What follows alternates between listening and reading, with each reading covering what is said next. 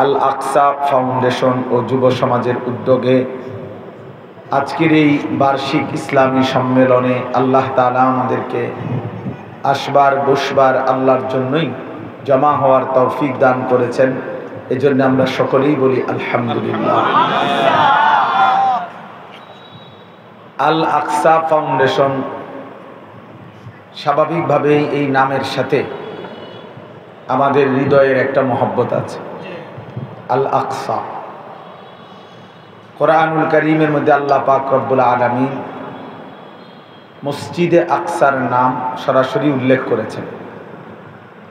সুবহানাল্লাযী আসরা বিআবদিহি লাইলাম মিনাল মসজিদিল হারামি ইলাল মসজিদিল আকসা আল্লাযী বারাকনা হাওলাহু। তাইলে মসজিদে আকসা ইসলামের ইতিহাসে মুসলমানদের জীবনে একটি গুরুত্বপূর্ণ মসজিদ। প্রিয় নবী সাল্লাল্লাহু আলাইহি ওয়াসাল্লাম হাদিসে পাকে যেই তিনটি মসজিদকে শ্রেষ্ঠ বলছেন, তন্মধ্যে মসজিদে হারাম মক্কা শরীফ, মসজিদে নববী মদিনা, আর এরপরেই হলো মসজিদে আকসা। ফিলিস্তিন যে শব্দ আজ আমাদের হৃদয়ে ব্যথার রক্তক্ষরণ করে, প্রতি মুহূর্তে যে শব্দটি শুনলে আমাদের কলিজায় বেদনা অনুভূত হয়, সেই ফিলিস্তিনেরই গুরুত্বপূর্ণ এলাকা জেরুজালেম, সেখানেই মসজিদে আকসা। আল্লাহ পাক রব্বুল আলামিন যখন 5 ওয়াক্ত নামাজের বিধান নাজিল করেছিলেন মেরাজে নবী পাক সাল্লাল্লাহু আলাইহি ওয়াসাল্লামের উপর, তখন রাসূলুল্লাহ সাল্লাল্লাহু আলাইহি ওয়াসাল্লাম এবং সাহাবায়ে কেরামের জন্য প্রথম কিবলা নামাজের নির্ধারণ করেছেন এই মসজিদে আকসা। 16 মাস বা 17 মাস পর্যন্ত নবী পাক সাল্লাল্লাহু আলাইহি ওয়াসাল্লাম এই মসজিদের দিকে ফিরেই নামাজ পড়েছেন সাহাবায়ে কেরামকে নিয়ে। মদিনায় হিজরতের পরে কিছুদিন পর আল্লাহ তাআলা নতুন করে নির্দেশ দান করেছেন, ফলে এরপরে মসজিদে আকসার পরিবর্তে মসজিদে হারাম বাইতুল্লাহ, আল্লাহর ঘর কাবা, সেইটা চিরস্থায়ীভাবে কিবলা নির্ধারিত হয়েছে। রাসূলুল্লাহ সাল্লাল্লাহু আলাইহি ওয়াসাল্লাম যখন মেরাজে গেছেন, সেই রাত্রেও জিবরাইল আলাইহিস সালাম নবী সাল্লাল্লাহু আলাইহি ওয়াসাল্লামের কাছে এসে নবীজিকে যখন বোরাকে চড়িয়ে রওনা হয়েছেন, তো প্রথম মসজিদে আকসাতেই গেছেন। আর এটাই হলো মিনাল মসজিদিল হারামি ইলাল মসজিদিল আকসা। সেখান থেকে 7 আসমানের ঊর্ধ্বে উঠছেন। এই হিসাবে মেরাজের রজনীর সাথে মসজিদে আকসার গভীর সম্পর্ক। মুসলমানদের প্রথম কিবলা হিসাবে মসজিদে আকসা গভীর সম্পর্ক। রাসূলুল্লাহ সাল্লাল্লাহু আলাইহি ওয়াসাল্লাম তৃতীয় শ্রেষ্ঠতম মসজিদ হিসাবে বলছেন এটাকে। এই দৃষ্টিকোণেও এটা শ্রেষ্ঠ, এটা গুরুত্বপূর্ণ। কোরআনুল কারীমের মধ্যে এখানে স্পষ্ট আছে আল্লাযী বারাকনা হাওলাহু। আল্লাহ তাআলা নিজেই বলছেন মসজিদে আকসা হচ্ছে সেই মসজিদ যার চারিদিকে আল্লাহ তাআলা অগণিত বরকত রেখেছেন। সুবহানাল্লাহ।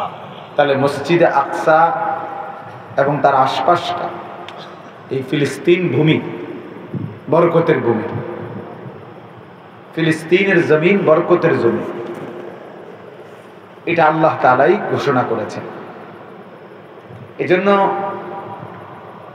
মসজিদে আকসা বারবার মুসলমানদের ইতিহাসে, আমাদের ইতিহাসে বারবারই এই নামটা উঠে আসবে।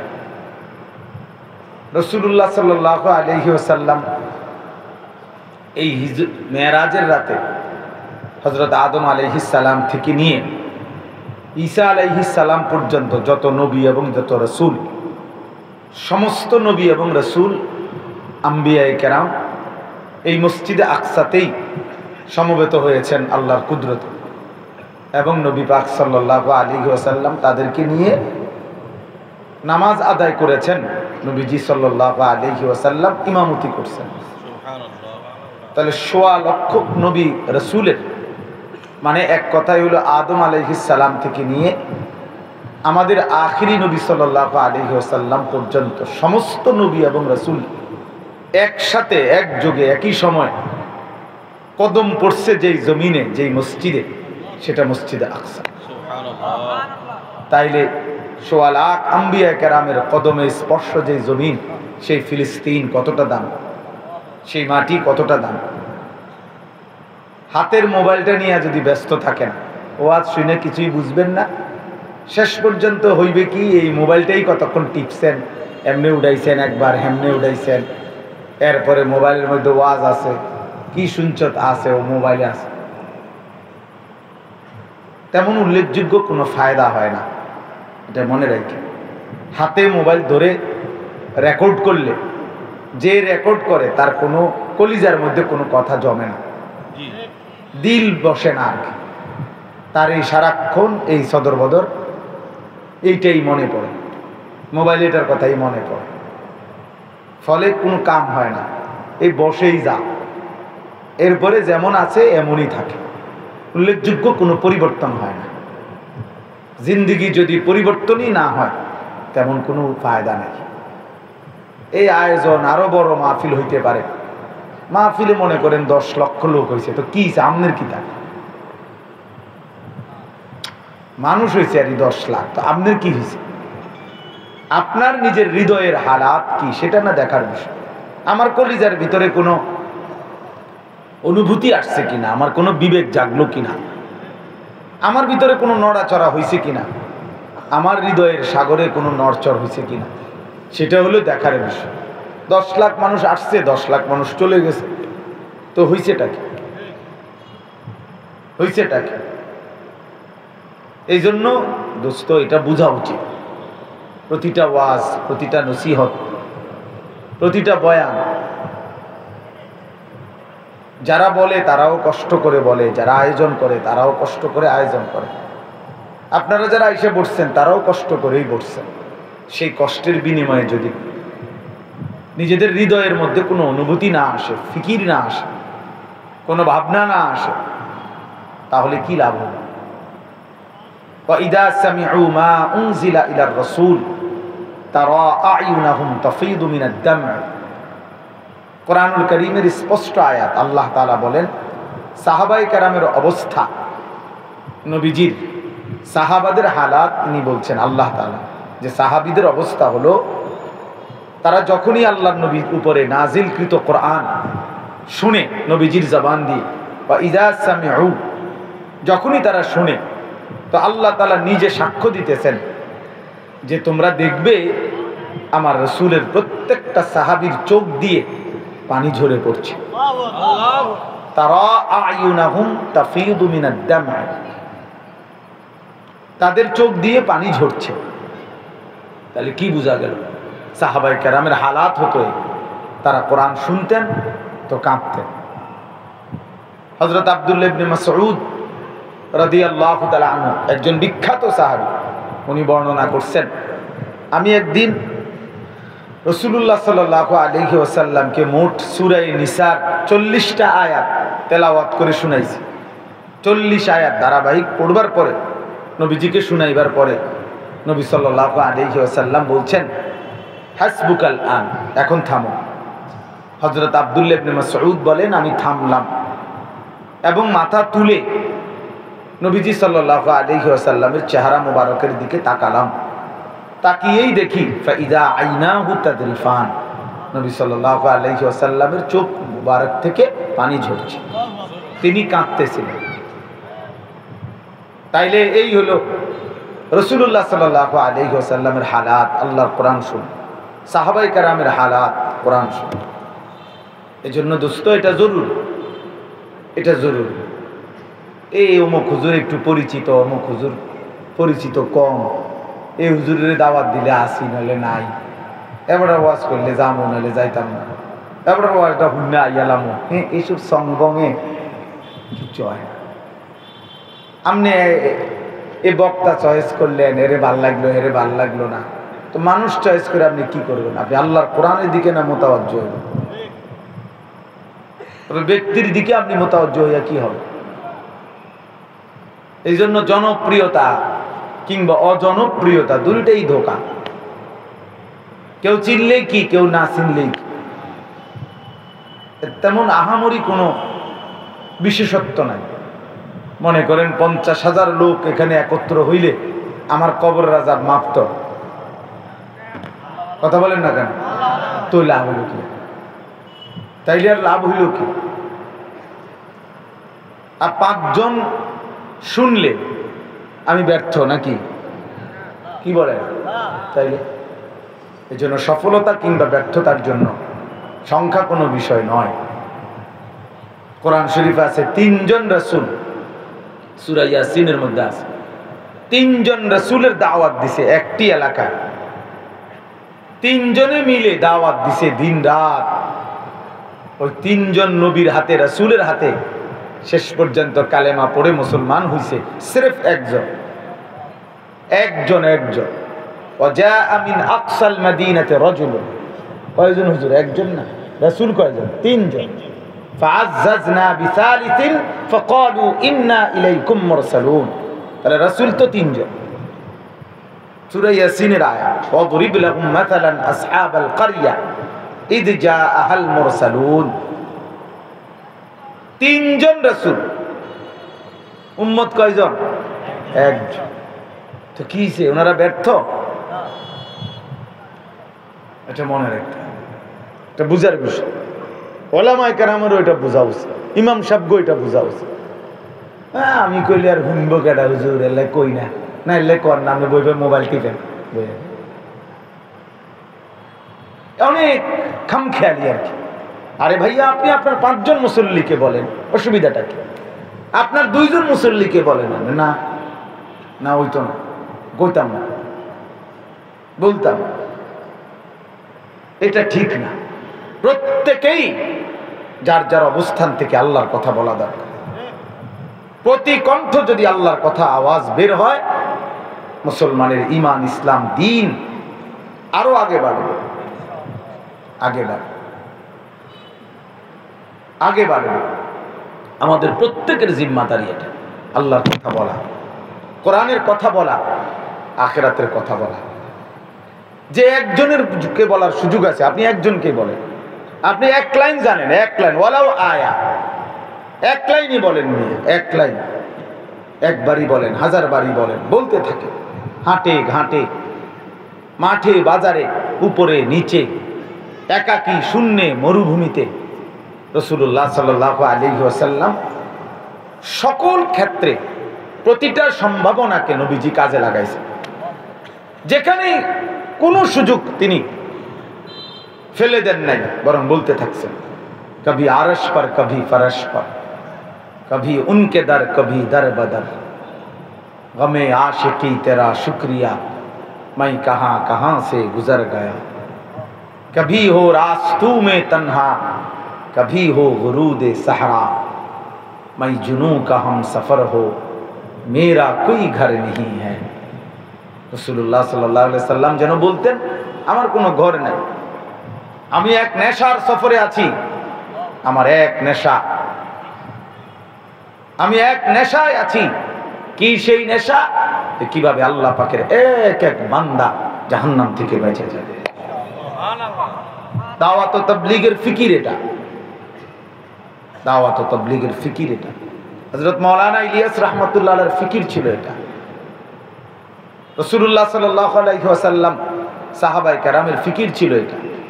আল্লাহ পাকের এক এক বান্দা কিভাবে জাহান্নাম থেকে বেঁচে যাবে।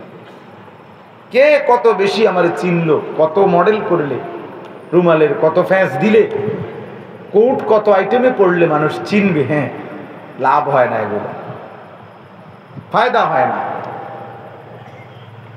উপকার হয় না।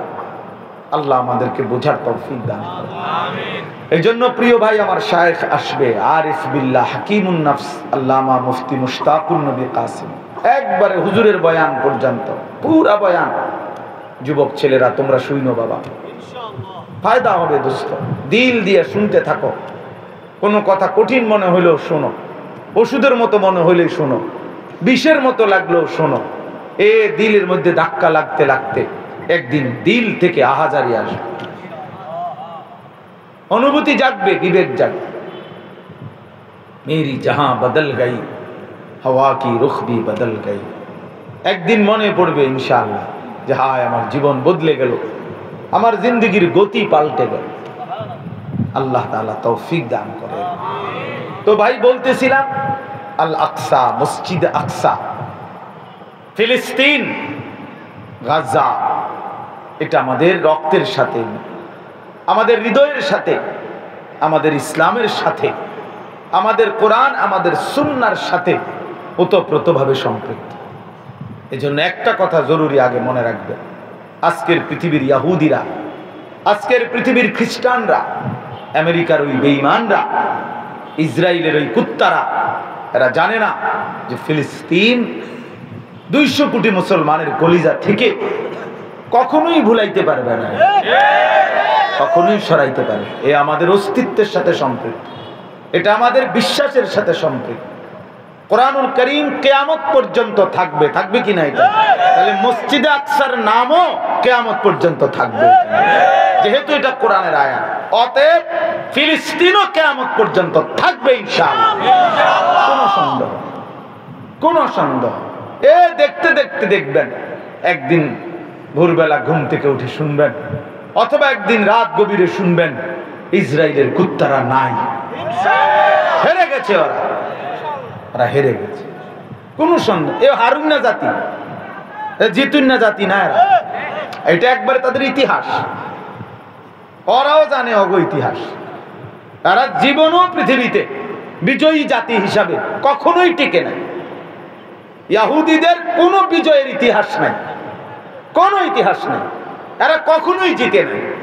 এখন কিন্তু জিতবে এগুলো, পাগল মাতাল, এগুলো কখনোই জিতে নাই। বনু নজির এরা গোত্র ছিল, রাসূলুল্লাহ সাল্লাল্লাহু আলাইহি সাল্লামের জামানায় মদিনায় 3টা ইহুদিদের গোত্র ছিল, বনু নজির, বনু কুরাইজা, বনু কাইনুকা। 3টাই ইহুদিদের বড় বড় গোত্র ছিল মদিনায়।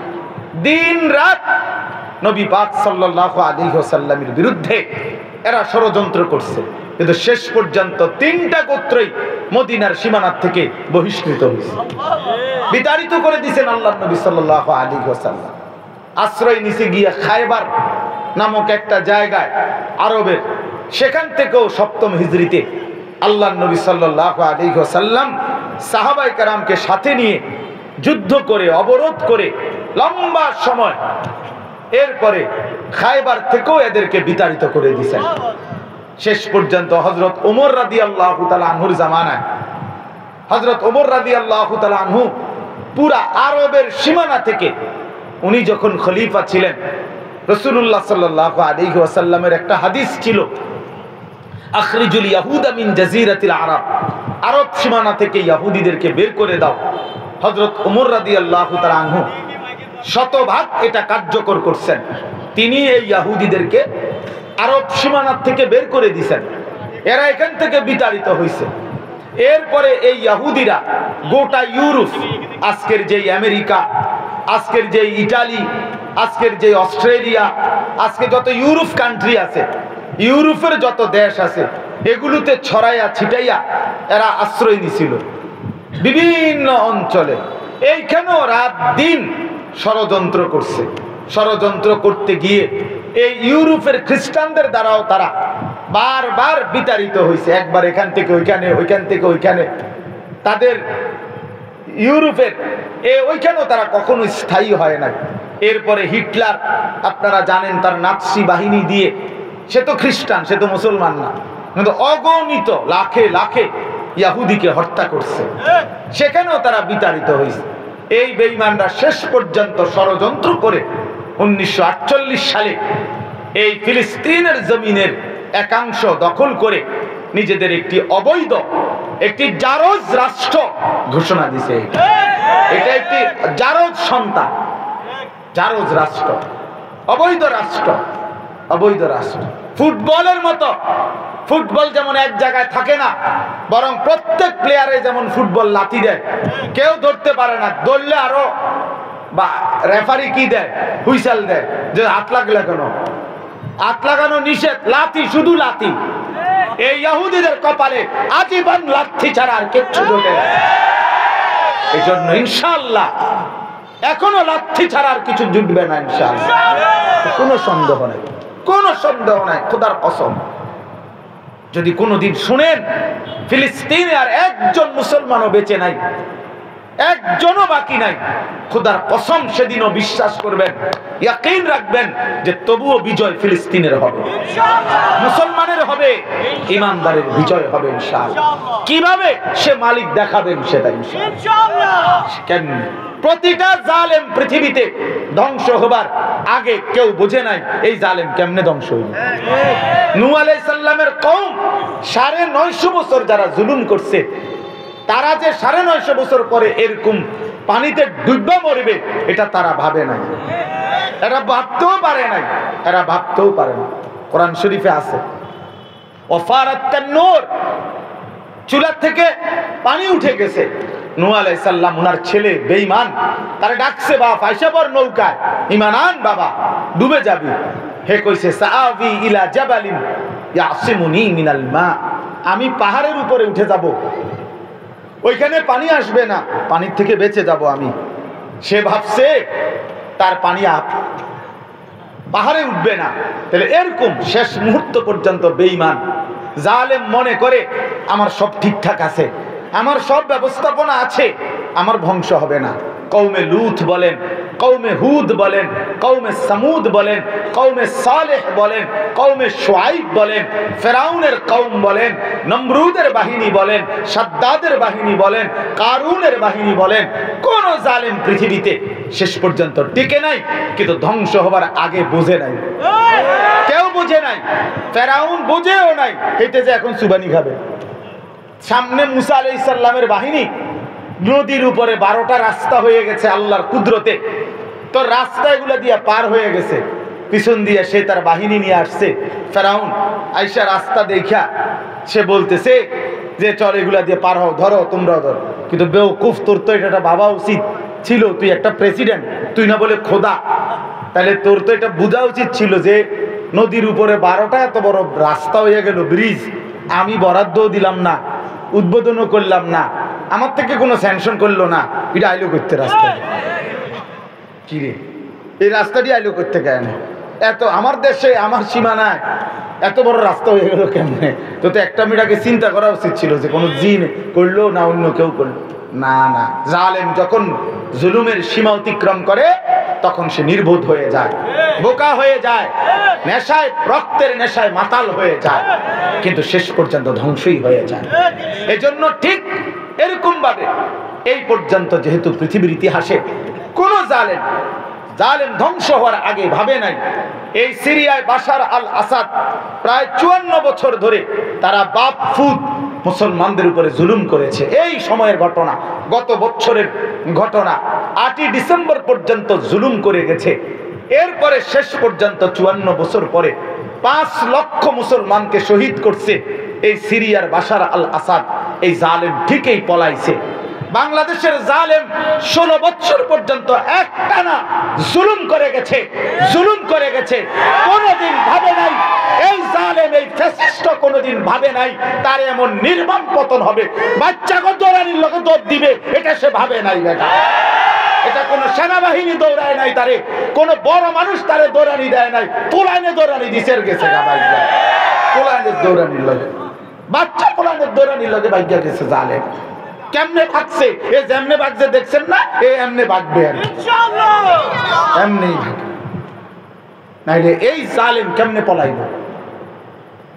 একটা শব্দ উচ্চারণ করতে দেয় নাই গত 16টা বছর। জিহাদ ফি সাবিলিল্লাহ, আল্লাহর কোরআনের অকাট্য বিধান। 600 চাইতে বেশি কোরআনুল কারীমের আয়াত আছে জিহাদ ফি সাবিলিল্লাহ, আল্লাহর জন্য জিহাদ করা, আল্লাহর জন্য জান দেওয়া, আল্লাহর জন্য জীবন দেওয়া। কিতাল ফি সাবিলিল্লাহ কোরআনের পৃষ্ঠায় পৃষ্ঠায়, পাতায় পাতায় এই আয়াত আছে। এই আয়াতকে ভুলাইয়া দেওয়ার জন্য জঙ্গি সহ কত নাটক সাজাইছে, সব নাটক শেষ হইছে। আলেমও আছে, কোরআনও আছে, কওমি মাদ্রাসাও আছে, মামুনুল হক আছে। তুমি জালেম আর বাংলাদেশে নাই। আমাদের মামুন ঠিকই আছে।